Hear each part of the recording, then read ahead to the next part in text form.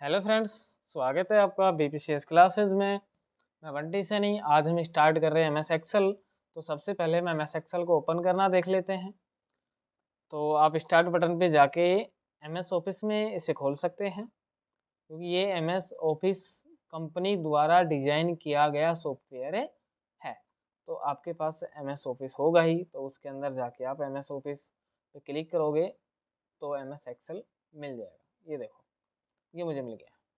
अगर आप कीबोर्ड से ओपन करना चाहें तो कीबोर्ड से Win+R प्रेस करेंगे। प्रेस करने पर ये रन मेन्यू ओपन हो जाएगा। इसमें लिखोगे एक्सेल और एक्सेल लिख के एंटर प्रेस कर देना। एमएस एक्सेल ओपन हो जाएगा।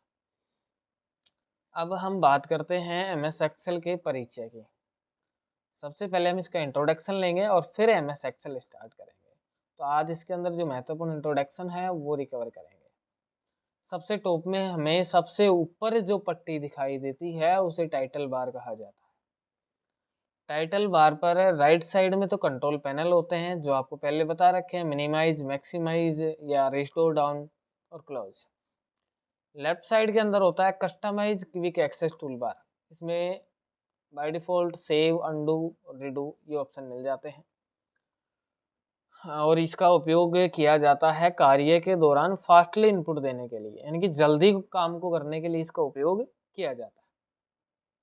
उसके नीचे होता है menu bar, file, home, insert, page layout, formula, data, review and view.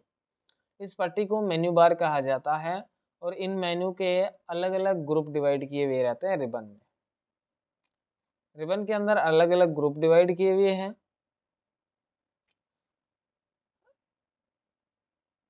और देख सकते हो होम के clipboard, font, alignment, number, style, cell, editing, ये अलग अलग ग्रुप हैं और इन ग्रुप्स को रिबन में अलग अलग ऑप्शन में डिवाइड किया जाता है।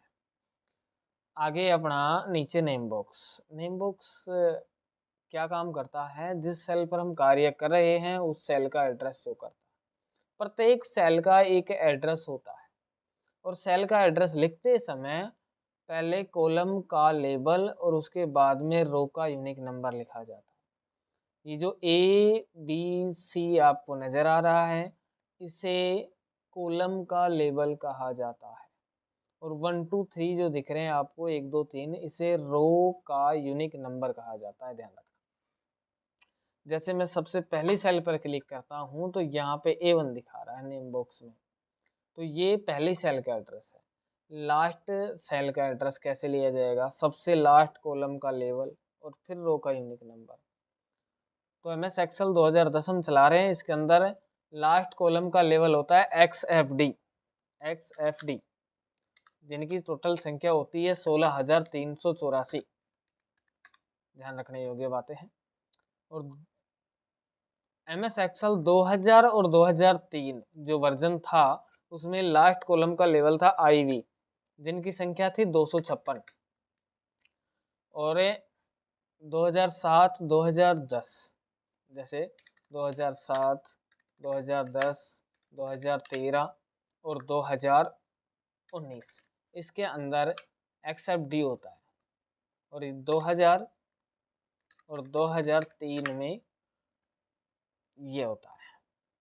और जो हम ये रो की संख्या की बात करें, 2000 और 2003 में जो रो की संख्या थी वो थी 16,300, सॉरी 65,536, 65,536। ये था 2000 और 2003 में रो रो की संख्या, टोटल रो की संख्या। और 2007 के बाद में रो की संख्या कर दी गई 10,48,576, 10,48,576। इस चीज का ध्यान रखना। अब सबसे लास्ट सेल का एड्रेस 2010 में हम बात करें तो क्या हुआ? XFD 10,48,576। ये तो हो गया लास्ट सेल का एड्रेस 2007 2010 2013 2016 2019 इसके अंदर। और 2000 और 2003 में लास्ट सेल का एड्रेस था IV 256। ठीक है, यहां तक क्लियर। आगे होता है फॉर्मूला बार। इसे मैं हटा देता हूँ। ये है फॉर्मूला बार। फॉर्मूला बार का आप साइज बढ़ा सकते हैं, control plus shift plus you press करेंगे तो फॉर्मूला बार का साइज बढ़ जाएगा। अगर इसका साइज कम करना है तो control plus shift plus you press करते ही फॉर्मूला बार का साइज कम हो जाएगा। मैं बढ़ा लेता हूँ। ये क्या काम करता है, सीट के अंदर जो भी हम फॉर्मूला यूज करते हैं वो शो करता है। जैसे मैंने यहाँ 10 लिखा है, आगे भी 10 लिख दिया है, थोड़ा मैं साइज बढ़ा, अच्छे से नजर आ जाएगा।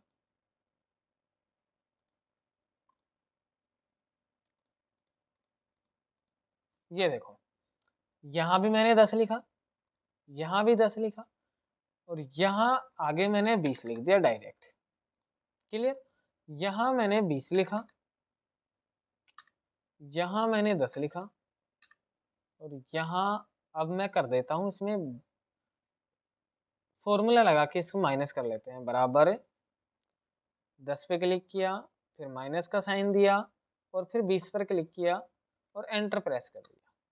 तो ये माइनस की, ये माइनस में आ गया अपना 10। कितना बचा? 10 बचा हुआ,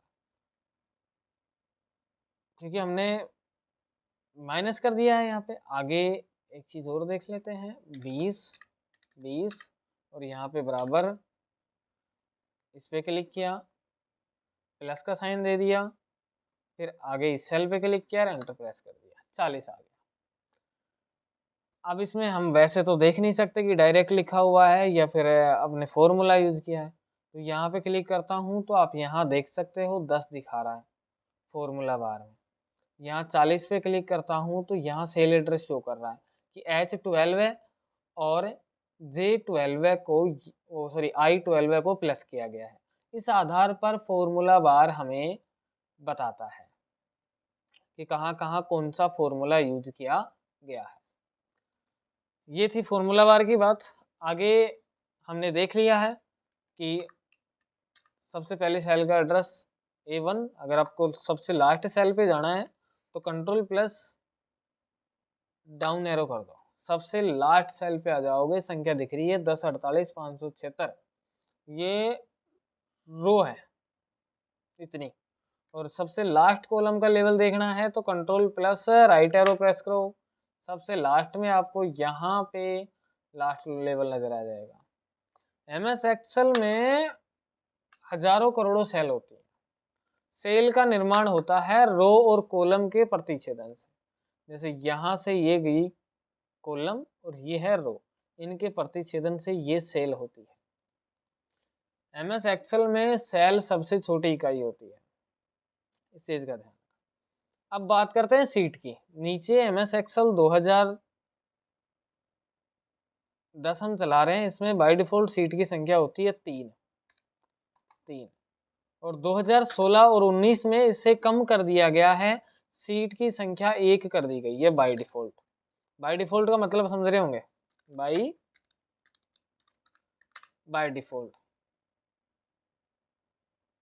डिफॉल्ट का मतलब होता है जो हमें एप्लीकेशन से पहले से प्राप्त हो।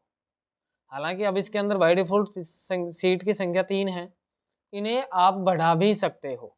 यहाँ क्लिक करोगे तो ये देखो 4 नंबर सेल आ गई। शॉर्टकट की से बढ़ाना है तो शिफ्ट प्लस F11 प्रेस करो, ये देखो संख्या बढ़ गई है। F11 डायरेक्ट प्रेस करोगे तो इसके अंदर चार्ट शीट ओपन हो जाएगी। इस आधार पर आप इनकी संख्या बढ़ा सकते हो, राइट क्लिक करके इसको डिलीट कर सकते हो। ये देखो मैंने इस पर राइट क्लिक किया, ये डिलीट हो जाता है। जितनी आप डिलीट करना चाहो डिलीट कर सकते हो। सीट का नाम परिवर्तन कर सकते हो, सीट पर क्लिक करो, राइट क्लिक करो, यहाँ पे रीनेम आ जाएगा। मूव करना है, हाइड करनी है, कलर देना है, रीनेम करता हूँ। अब रीनेम इसको हम करते हैं तो इसमें अधिकतम 31 कैरेक्टर लिखे जा सकते हैं, ज़्यादा नहीं लिख सकते। जैसे मैं कुछ भी लिखना चाहूँ इससे आगे नहीं लिखा जाएगा, यानी कि 31 कैरेक्टर ही आप लिख सकते हो नाम चेंज करते समय। आप सीट का कोई भी नाम दे सकते हो।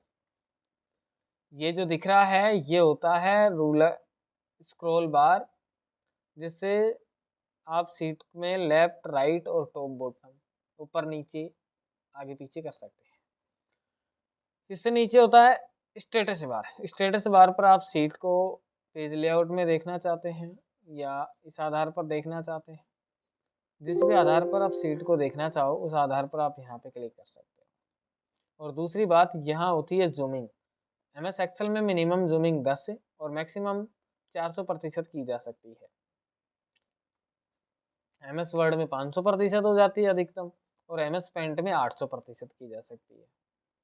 कम से कम MS पेंट में 12.5 होती है और MS एक्सेल और MS वर्ड में कम से कम 10 की जा सकती है। बाय डिफ़ॉल्ट 100 ही रहती है दोनों तीनों में। इस आधार पर ये हमारा बेसिक था और हम सेल के अंदर लिखते हैं। MS एक्सेल में जो वर्किंग एरिया होता है उसे सीट कहा जाता है और फाइल को बुक कहा जाता है। क्या कहा जाता है? बुक 1 के नाम से जाना जाता है सबसे पहले को, या फिर इसे बुक कहा जाता है। और जिस एरिया में हम काम करते हैं उसको सीट कहा जाता है। अब हम स्टार्ट करेंगे आगे अपना होम टैब। बेसिक था वो हमने देख लिया है। थैंक यू दोस्तों। वीडियो आपको अच्छी लगी हो तो शेयर करें।